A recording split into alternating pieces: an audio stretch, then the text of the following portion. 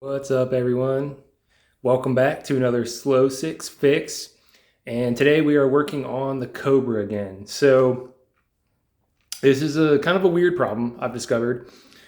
Had the car out about a week and a half ago, had to take it somewhere, filled it up with a bunch of E85, came home, pulled the car back in the garage, smells strongly of fuel. No big deal, maybe that'll go away. Fast forward a few days, garage reeks of fuel all the time. So at that point, we know that there's some sort of fuel leak or fuel vapor leak. Car runs fine, doesn't seem to be leaking from any of the hoses. It's coming from the tank area. Tried a new gas cap, didn't really make any difference. So what we're gonna be doing today is we're gonna be actually dropping the tank out of the Cobra, taking a look at everything, and we're gonna be replacing the fuel filler neck gasket and maybe the fuel pump top hat gasket. And if anyone's ever dropped the tank in one of these, it's not a real fun process, but it's not hard, it's just awkward. All right, so we got some parts from LMR, shout out to them, late model resto. They make lots of stuff and or sell lots of stuff for new age Mustangs. You should sponsor me. That'd be awesome. I like stuff. Anyways, we have a new top hat pump gasket, Motorcraft gasket. And we also have, this is going to be your filler neck gasket, grommet, whatever you want to call that. We're going to replace both of those. Pro tip, do not buy the filler neck from the parts store. I ran into this with my V6. The gasket you get from the parts store does not fit, or does not fit correctly. You need the Ford one, unless you want it to leak, and then you have to drop the tank again. So we're going to jump into this. I'll show you what we need to do to get the tank down to be able to change these couple things, and then we'll take a look. There's some other couple weird things going on with this car in terms of the gas tank that I'll show you. All right, so step one, you got to put the car in hover mode. As always, jack stands, please. Safety third. All right, so here's the deal. You're going to need to do a couple things. We're going to need to remove, there's 3 bolts around the filler neck right here. It'll seem a little easier if I take the cap off. There you go, 1, 2, 3. You're going to need to remove those. That's going to allow your filler neck to be loose, so when you drop the tank, it has enough wiggle room to come out of the tank. Number 2, or probably number 1, I took the wheels off. You don't really need to. It just gives you more room to work, especially when you have big meats like me. You're going to need to remove the IRS tailpipes. Boo. That's one of the crappy things about working on a Cobra is everything is harder to work on. And unfortunately, we're going to need to remove the tailpipes. As you can see, they are in the way of the gas tank. So that's going to be step 2. I'm not going to film that. Your mileage may vary on removing your catback, or at least the tailpipes. They're all a little bit different. It's pretty self-explanatory.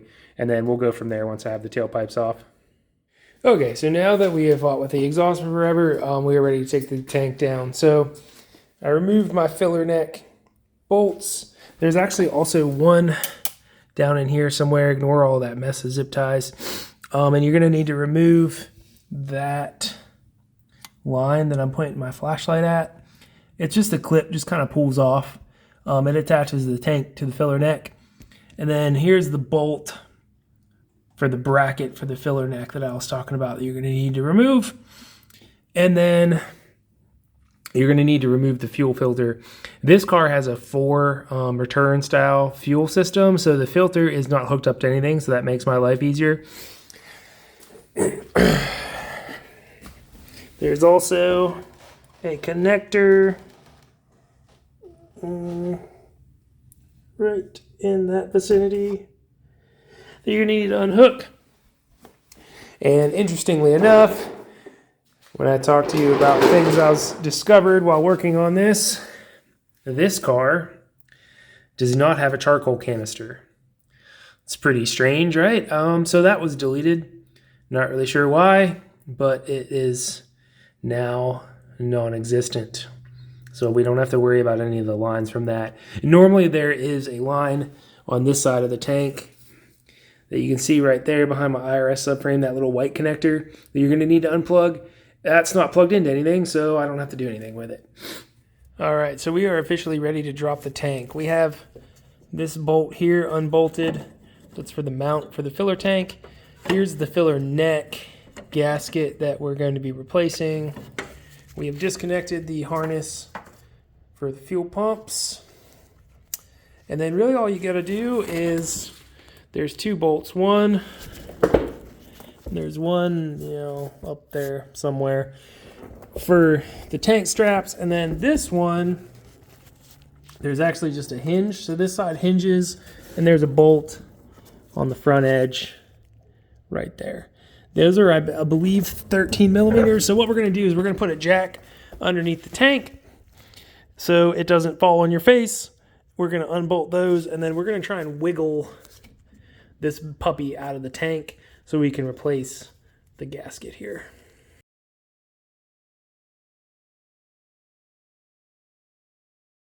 All right, so we got the tank down. We got that out. You want to make sure you don't lose that little black tip on the end there. And there's our filler neck gasket that we're going to replace. Visually, it looks okay. And then there you can see is the return fuel system. I have the tank on the jacks a little bit just because I'm trying not to yank on those lines too much that are connected to the fuel hat. But basically, we're just going to get a little pick tool, pull that out, and take a look at it. All right, so for all that work, here's the filler neck gasket, and honestly, it looks okay. It's not torn, ripped, anything, but we're going to replace it anyways since we're here. So, all right, so as far as the new one goes, you're just going to want to kind of clean this hole out some, get all that dirt off there.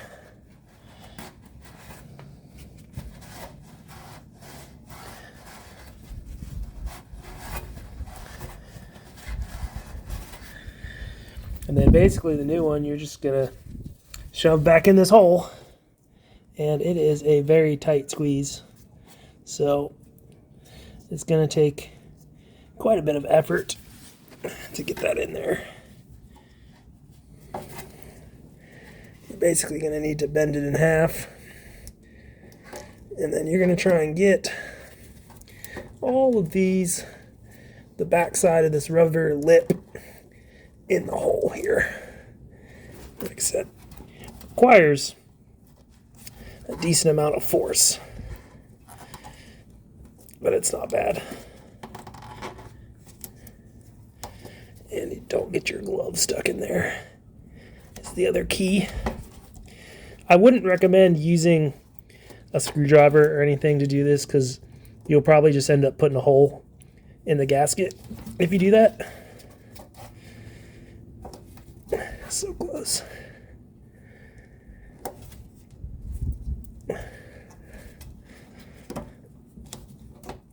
Well, I just had quite the adventure.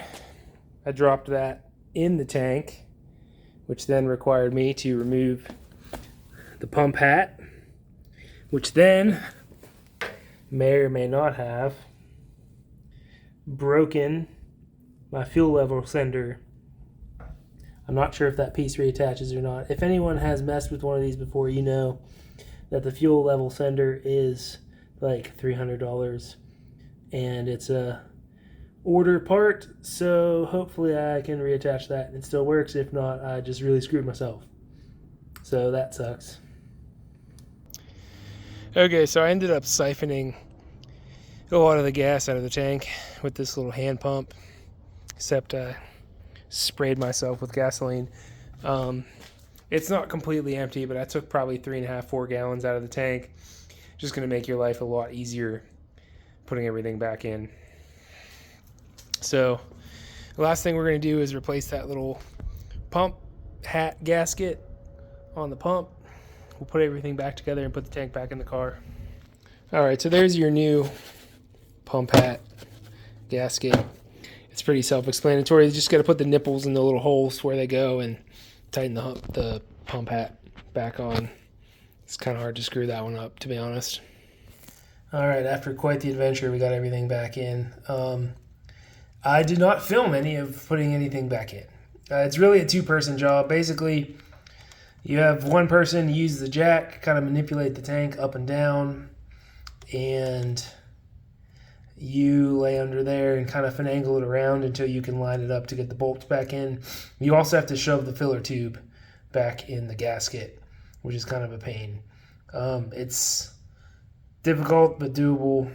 The less gas you have in the tank, the better, because it's really awkward and the gas sloshes around, which makes things harder. So then the weight distribution gets thrown off and then the tank tries to fall sideways. So not a lot of fun, but here we are. All right, so I was going to change the fuel filter element on this car. The whole fuel system is 4. There's no markings on this, or at least there wasn't anything that I could see. I figure, yeah, this thing's definitely a 4 fuel filter. The fitting on the hose even says so. I'll order a 4 fuel filter element. And here you go. Here's my nice new little fuel filter element from 4. Well, guess what? The fuel filter is from Summit. Why is it from Summit? I don't know. Somebody decided to be a cheap ass and save about $100. So this does not fit in the Summit canister, and Summit actually is on back order for the fuel filter elements. They also do not have an E85 compatible one. Don't ask me why there's a paper cellulose filter in there in the first place. So last night, I went ahead and ordered a 4 one, and when that gets here, next time I have the car up in the air to change oil or something, I'll take that fuel filter off and swap it out with the new one. I looked at the measurements. They should be roughly the same size enough that they should just kind of swap in and out. Stupid stuff when you buy a built car. All right, so my new fuel filter canister came in. This is the 4 one, 88 millimeter inline. It's got our nice micro glass filter in there. So really all we got to do is we're going to take the Summit one out and switch it out for this one. It looks like it's about the same size, so it should work. And here's the Summit one. It's a fair bit smaller. And I didn't open it, I had previously, but basically the inside of this, there's just a regular old paper filter, which you are not supposed to use with the 85. So thanks to whoever put that on the car. And ta-da, got the new one in there. Pretty much fit in the same place. Just had to make a little bit of slack in the line, but it's roughly the same size. So just going to make it sure it doesn't leak and we're good there. Well, unfortunately for me, we have gotten the Cobra all back together, got the fuel system in the car, filled it up with gas, and it is literally no different. So my slow 6 fix was a slow 6 not fix, and we're going to go back to the drawing board and see if we can figure out why this thing smells like gas so bad. I think the next step is I'm going to see if I can get a smoke machine and we can try and smoke out the fuel tank and see if we can figure out where the leak is coming from, rather than just trying to throw parts at it, because I don't really want to drop the tank again and not fix it. So to be continued, unfortunately.